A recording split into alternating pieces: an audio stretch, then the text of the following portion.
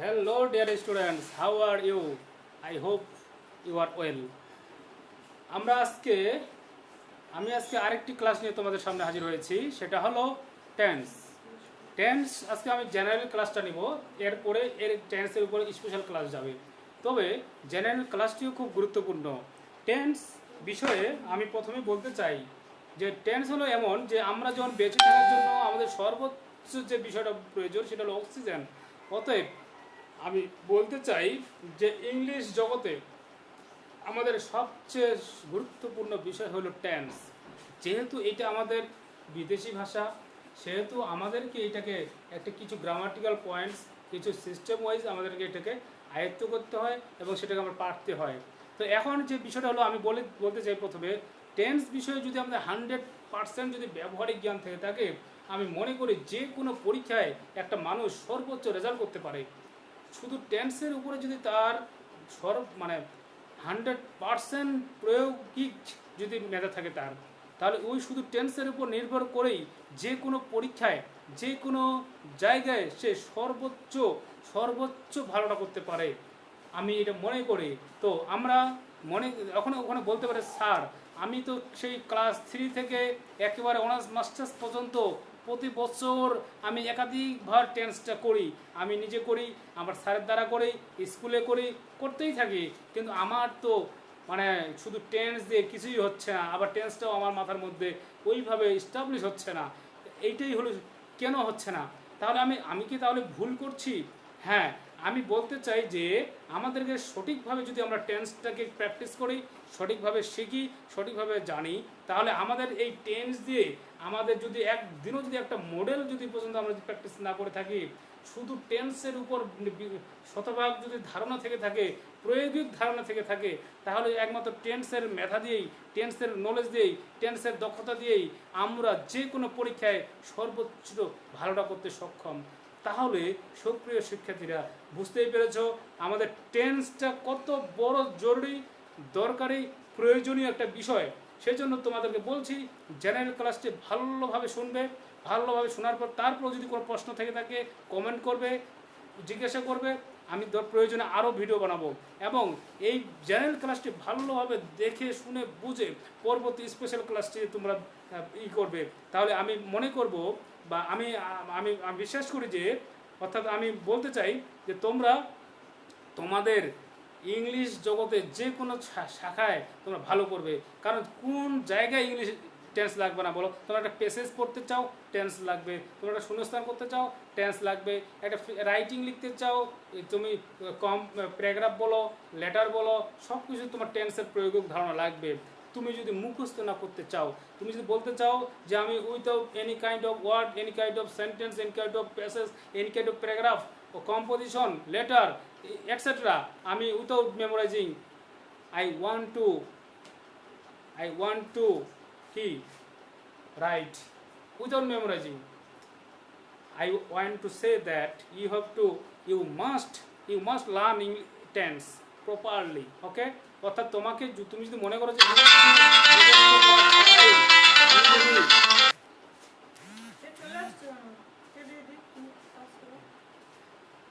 কোনো কিছু তুমি যদি, আমি বলতে চাচ্ছি, তুমি যদি কোনো কিছু মুখস্থ করা ছাড়াই, কোনো সেন্টেন্স, কোনো প্যারাগ্রাফ, কোনো কিছুই মুখস্থ ছাড়াই তুমি যে সর্বোচ্চ ভালোটা করতে চাও, তোমাকে অবশ্যই টেন্সের প্রয়োগ দিকটা ভালো করে বুঝতে হবে।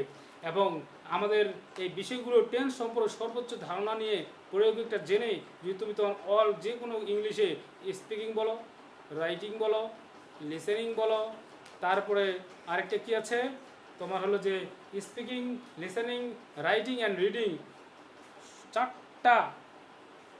চারটা বিষয়, চারটা স্কিলস তোমার ডেভেলপ হবে। তো আর কথা না বাড়িয়ে আমি চলে যাই ক্লাসে।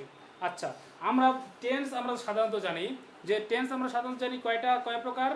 3 প্রকার: present tense, past tense, future tense. এটা তো আমরা সবাই জানি, এটা আমরা ছোট থেকে বড় থেকে সব জানি, এটা যে present tense, past tense, future tense, এবং এর অর্থগুলো আমরা জানি, বর্তমানকাল, ভবিষ্যৎকাল, অতীতকাল। ঠিক আছে, এটা জানাও জরুরি। এখন আমি এর নেক্সটে আমি যেগুলো আমাদের জেনারেল ধারণার জন্য আমাদের জানার দরকার সেগুলো আমি বলবো। তো যাই হোক, টেন্স আমরা দেখলাম যে টেন্সকে আমরা দেখতে পাচ্ছি যে এখানে আমরা তিন ভাবে আমরা বলতে পারতেছি। একটা হলো প্রেজেন্ট, একটা হলো পাস্ট, হ্যাঁ, আরেকটা হলো ফিউচার। আমরা তিন ভাবে আমরা ভাগ করছি, প্রেজেন্ট, পাস্ট, ফিউচার। অর্থাৎ যে যে কোনো কাজ, অর্থাৎ টেন্সটা মূলত হচ্ছে কাজের সময়। আমি আরেকটু কথা বলে নেই, যেমন আমরা বলি যে একটা মানুষকে আমরা পারফেক্ট মানুষ কখন বলি, যখন তার কথা, কাজ এবং সময়, অর্থাৎ সময়, কথা এবং কাজ ঠিকঠাক থাকে, তখন আমরা একটা মানুষকে বলি যে পারফেক্ট মানুষ। সেইরকম ইংলিশ জগতে আমাদের যদি কথা, কাজ, সময় এই তিনটে যদি ঠিক থাকে, আমরা মনে করব যে যে সে নিশ্চিত একটা ইংলিশ জগতে একটা পারফেক্ট ইংলিশ ম্যান। যেমন আমরা বলতে পারি এখানে যে আমি কি বললাম যে সময়, তারপরে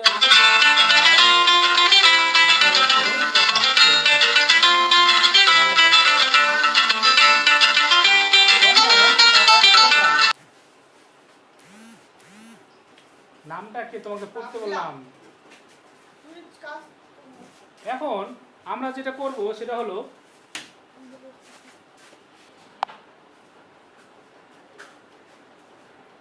যে বিষয়গুলো আমি বলছিলাম যে আমাদের যখন একটা মানুষের সময়, কাজ, কথা তিনটা ঠিক থাকে সঠিকভাবে, তখন তাকে বলা যায় পারফেক্ট মানুষ। সেরকম ইংলিশ জগতে আমরা যদি ইংলিশ জগতে আমরা একটা পারফেক্ট ইংলিশ পারতে চাই, জানতে চাই, তাহলে আমাদেরকে এই ঠিক সময়, কাজ, কথা এই বিষয়গুলো আমাদের খেয়াল রাখতে হবে। যেমন সময় বলতে আমি বুঝাচ্ছি টেন্স, টেন্স অর্থাৎ, এবং কাজ বলতে আমি বুঝাচ্ছি ভয়েস, আবার কথা বলতে আমি বুঝাচ্ছি নেরেশন।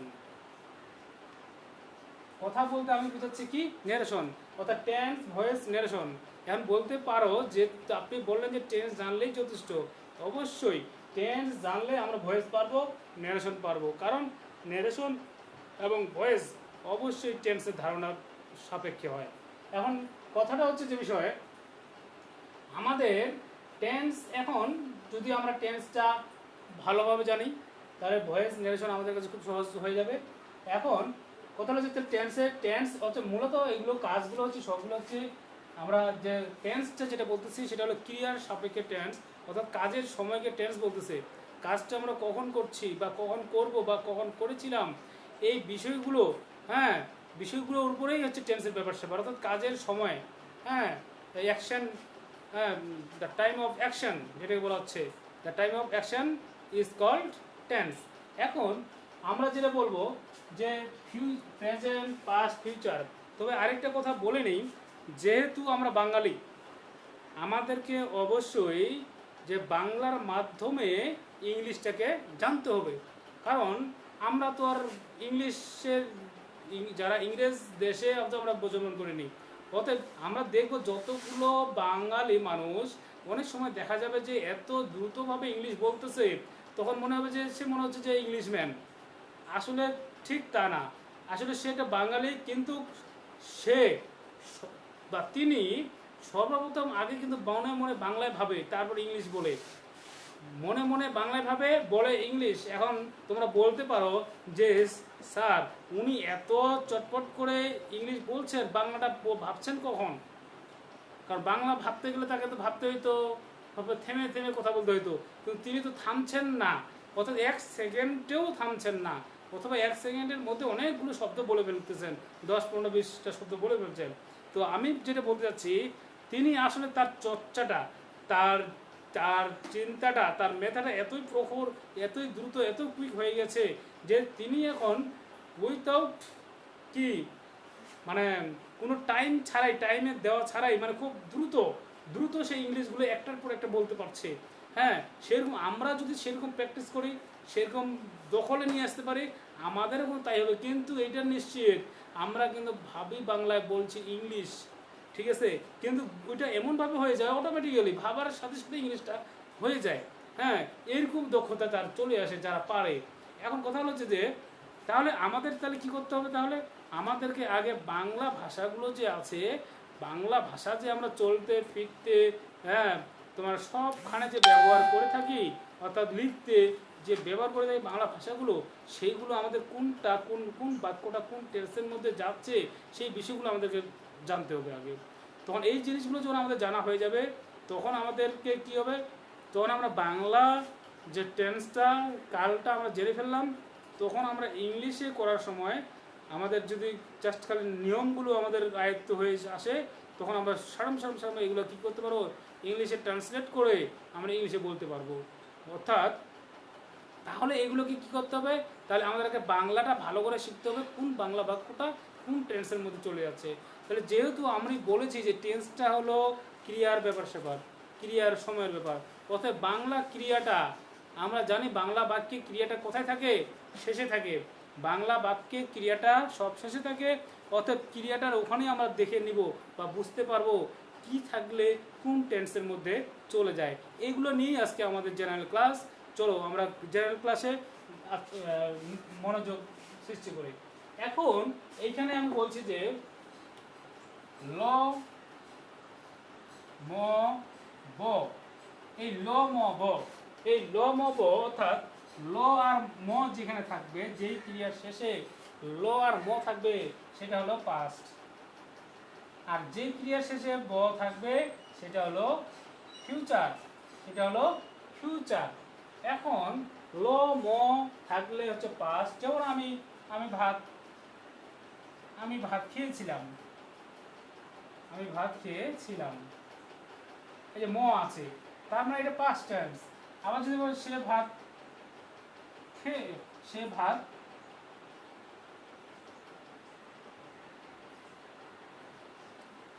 খাচ্ছিল,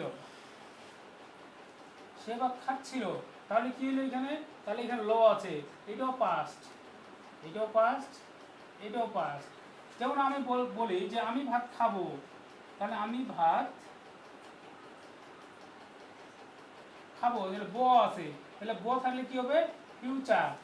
এখন এই যে বিষয়গুলো, এখন এইগুলো বাদে লম ব বাদে যেগুলো থাকবে ক্রিয়া সেগুলো প্রেজেন্ট ইনডিফিনিট টেন্স অর্থাৎ প্রেজেন্ট টেন্স। এখন প্রেজেন্ট টেন্সের আরও একটু বিষয় আছে, যেমন আমরা বলতে পারি যে আমরা নাই যদি থাকে কোনো ক্রিয়ার সাথে একটা নাই শব্দ থাকলো বা নি থাকলো, তখনও আমরা বুঝবো পাস্ট টেন্স, তবুও বুঝবো কি পাস্ট টেন্স। এখন আরেকটা কথা আছে, যদি আমি বললাম যে ল আর ম থাকলে কি হবে, ল আর ম থাকলে হবে পাস্ট আর ব থাকলে হবে ফিউচার। যদি এটা সে ফুটবল খেলে, সে ফুটবল খেলে, তাহলে একটু চিন্তা করো, তাহলে এখানে ল আছে, তাহলে এখানে ল আছে তাই না, তাহলে এই লটা তাহলে কি এটা কি পাস্ট টেন্স, নো। এই যে ব্যতিক্রম, এইটা জিনিসটা একটু মনে রাখতে হবে। কিভাবে বুঝলাম এটা ব্যতিক্রম, এটারও কিন্তু একটা রুলস আছে। আমরা দেখবো যে আচ্ছা খেলে বা খেলা করা বা খেলে খেলে, আচ্ছা খেলেটা লটা বাদ দিলে কি হচ্ছে, খেয়ে হচ্ছে, লেটা বা লটা বাদ দিলে খেয়ে হচ্ছে, এটা দিয়ে কোনো কোনো ক্রিয়া হচ্ছে, হচ্ছে না। অর্থাৎ মূল শব্দের ল, এটা মূল শব্দের শেষে যদি ল থাকে তাহলে সেটা হলো প্রেজেন্ট টেন্স।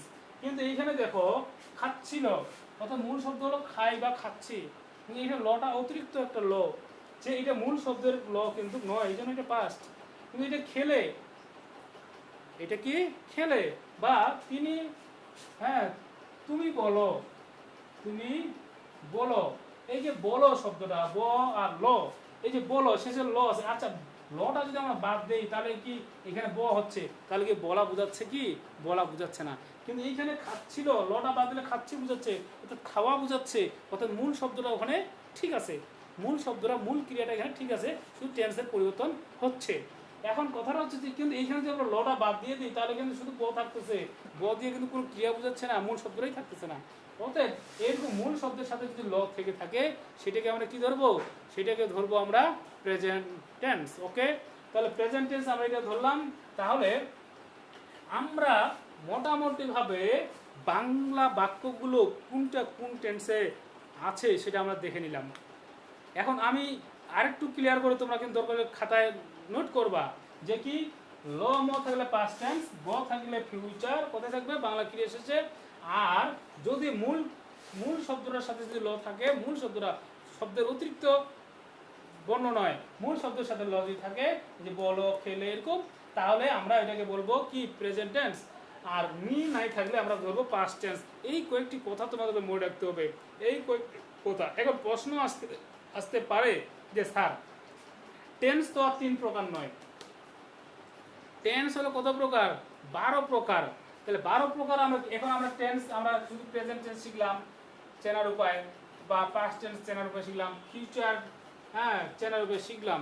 এইটা যে আবার 4টা করে প্রকারভেদ আছে, 4টা করে যে প্রকারভেদ আছে, এইগুলো আমরা চিনব কিভাবে? হ্যাঁ, খুব সহজ। সেখানেই আমি চলে আসতেছি, এইটুকু তোমাকে কিন্তু মনে রাখতে হবে, এইটুকু খুব খেয়াল করে সুন্দর করে মনে রাখতে হবে। আমি বিষয়কে দিলাম, আমরা ওই পরের 12টি টেন্সের বিষয়গুলো আমরা চলে আসছি কিভাবে বুঝবো।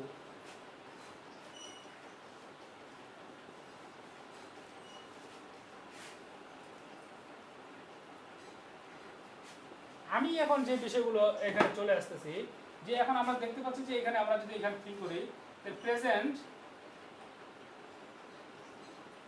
indefinite, present continuous, present perfect,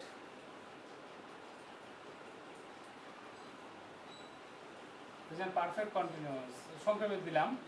তারপরে এখানে যে আমরা দেই যে past indefinite, তারপরে past continuous সংক্ষেপে দিলাম, তারপরে past perfect, তারপরে হলো perfect condition, past perfect continuous। আচ্ছা, তারপরে এখানে আমরা দেখব ফিউচার ইনডিফিনিট, তারপরে আমরা দেখব ফিউচার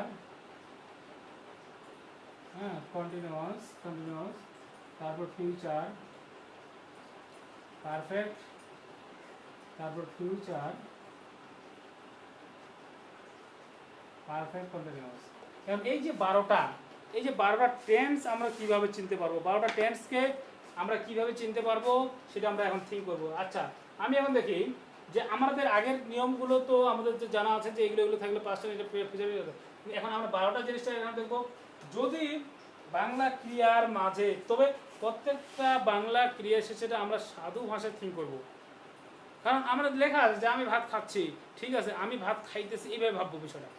যদিও বইতে আমরা লিখবো, খাতায় লিখবো আমি ভাত খাচ্ছি, আবার বইতে লেখা থাকবে বা খাতায় প্রশ্ন লেখা থাকবে আমি ভাত খাচ্ছি, কিন্তু থিঙ্ক করবো খাইতেছি, মানে সাধু ভাষায় ক্রিয়াটা দেখে মিলাবো। ওইটাকে চলিত ভাষায় থাকলেও ওই ক্রিয়াটাকে সাধু ভাষায় মানে কনভার্ট করে আমরা এই চেনার উপায়টাকে কি করব, মেনটেন করব, তার সহজ হবে। কারণ চলিত ভাষায় বলে একটু এদিক ওদিক হবে। তো আমরা তো জানি যে কোনো ক্রিয়াকে আমরা চলিত থেকে সাধু করতে পারি, এটা তেমন কোনো সমস্যা নাই। তেমন আমরা দেখতে পাচ্ছি যে এখানে দেখো, আমরা যখন কোনো ক্রিয়ার শেষে, ক্রিয়ার মাঝে যখন আমরা তে দেখতে পাবো, তখন আমরা সেটা করব কি, সেটা আমরা কি করব, মনে করবো এটা প্রেজেন্ট কন্টিনিউয়াস টেন্স। তে যেমন আমি ভাত খাইতেছি, সে খেলতেছে, ঠিক আছে, সে স্কুলে যাইতেছে, যে সে স্কুলে যাচ্ছে তাহলে কিন্তু তে আসতেছে না, কিন্তু সে স্কুলে যাইতেছে যদি দেই তাহলে কিন্তু তে আসতেছে। তাহলে আমরা স্কুলে যাচ্ছে এটাকে আমরা কিসে, সাধু ভাষায় একটু থিঙ্ক করে নেব, ঠিক আছে। এখন আমরা যদি যদি থাকে ক্রিয়ার শেষের, ক্রিয়ার মানে শেষের ক্রিয়াটার মাঝখানে যে কোনো জায়গায় যদি থাকে, আমরা ওইটা নিয়ে নিব কি, প্রেজেন্ট পারফেক্ট টেন্স। কি থাকবে, থাকবে। এখন এই যে প্রেজেন্ট পারফেক্ট কন্টিনিউয়াস টেন্স আছে, এখানে তে থাকবে ক্রিয়ার সাথে, প্লাস একটা কি থাকবে, সময় উল্লেখ থাকবে। এই যে সময়টা, বাকিটার বেলায় প্রেজেন্ট ইনডিফিনিট টেন্স। বাকি এই তিনটা যদি উল্লেখ না থাকে, আমরা কি করে নেব, এটাকে প্রেজেন্ট ইনডিফিনিট টেন্স। এখন অনুরূপভাবে সেম, ওকে, কোনো সমস্যা নেই, বাকিগুলো এরকম। এখানেও তে থাকবে, যেমন খাচ্ছিল, সে ভাত খাচ্ছিল, আমরা লিখতে পারি সে ভাত খাইতেছিল, ঠিক আছে না, তে থাকতেছে। আবার সে ভাত খাইয়াছিল, সে ভাত খেয়েছিল চলিত রূপ, সে ভাত খাইয়াছিল সাধু রূপ, ঠিক আছে। তো এখন হচ্ছে এখানে, আর এখানে কি হবে, তে প্লাস সময়, অর্থাৎ আমি 2 ঘন্টা ধরে ভাত খাইতে ছিলাম, আমি সকাল হতে ভাত খাইতেছিলাম, যে সময়টা আছে সকাল, আরেকটা আছে কি, তে। এইখানে আমি সকাল হতে, সকাল কি মানে সকাল হতে ভাত খাইতেছি, তে আছে এবং সকাল আছে, সময় আছে, এই যে বিষয়গুলো এইখানেও তাই। তাহলে সেম এইখানেও তে, তারপরে কি আ, তারপর কি পে প্লাস কি সময়। উদাহরণ দিতে পারি, সে ভাত খেতে থাকবে, হ্যাঁ সে ভাত খেতে থাকবে, তে আছে খেতে থাকবে, খেতেটা সহ থাকবে, এটা সহ ক্রিয়া। হ্যাঁ তারপরে এখানে আ, হ্যাঁ আমি ভাত খাইয়া থাকবো, আ খাইয়া আ, ঠিক আছে। আচ্ছা তার ফিউচার পারফেক্ট কন্টিনিউয়াস টেন্স যদি আমরা করি, সে সকাল হতে ভাত খেতে থাকবে, তো তে আছে প্লাস সময় আছে, এই যে বিষয়। আর এর বাইরের যেগুলো থাকবে সেগুলো হলো কি ব থাকলে ফিউচার, এইগুলো যদি না থাকে, আর যদি ব থাকে তাহলে ফিউচার, এইগুলো যদি থাকে না থাকে, আর যদি কি থাকে রে, আর যদি ল আর ম থাকে বা নাই থাকে বা নি থাকে, যদি এইগুলো না থাকে তাহলে আমরা এটা ধরবো পাস্ট। ওকে, পাস্ট মিনিট। আর এইটাও এরকম, এগুলো যদি না থাকে আর যদি এই যে তোমার ল ম ব না থাকে, তাহলে আমরা ধরে নেব প্রেজেন্ট ইনডিফিনিট। ক্লিয়ার? এখন এইগুলো থেকে আমরা এখন উদাহরণ দিতে পারি, অসংখ্য উদাহরণ দিতে পারি। ইয়েসে আমি ভাত খাই, আমি ভাত খাই, আমি স্কুলে যাই, আমি ঘুমাই, এগুলোর সাথে কি অ্যাডজাস্ট হচ্ছে? নো, কারণ প্রেজেন্ট ইনডিফিনিট।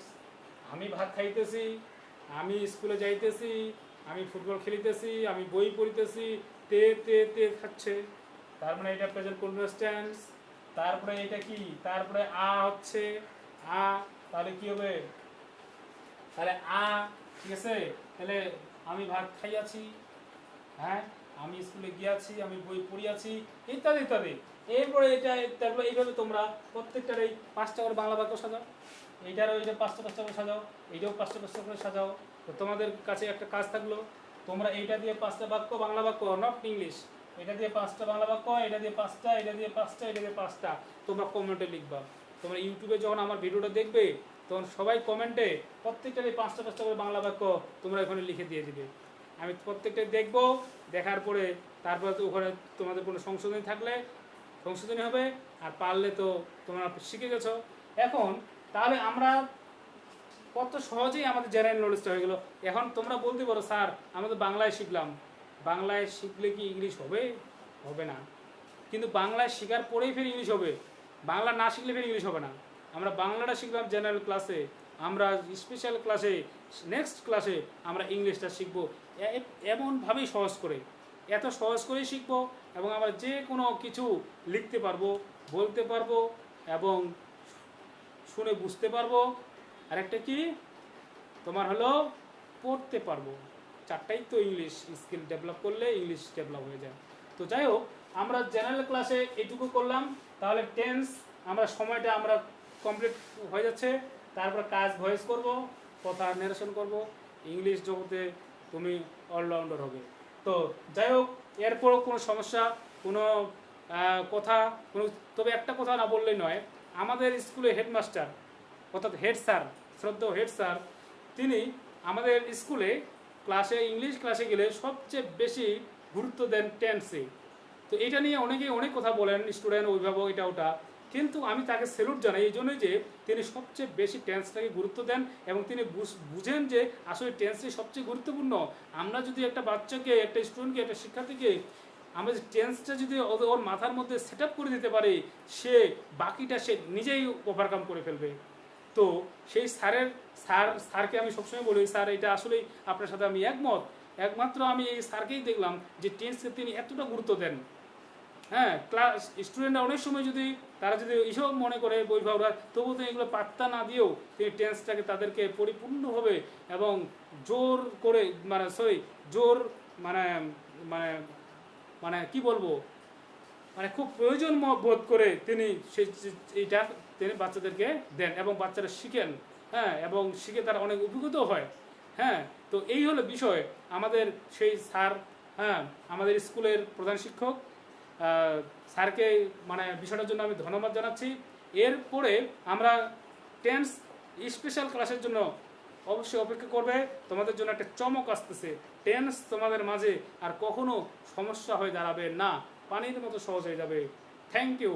আর এই করোনা সময়কালে সতর্ক থাকবে, সুস্থ থাকবে, শাকসবজি বেশি বেশি খাবে, পানি খাবে, ফলমূল খাবে, আর পড়াশোনা করবে। পুঁথিগত বিদ্যার বাইরে আর অনেক বই পড়বে, বই পড়বে, বই পড়বে, বই পড়বে। Thank you.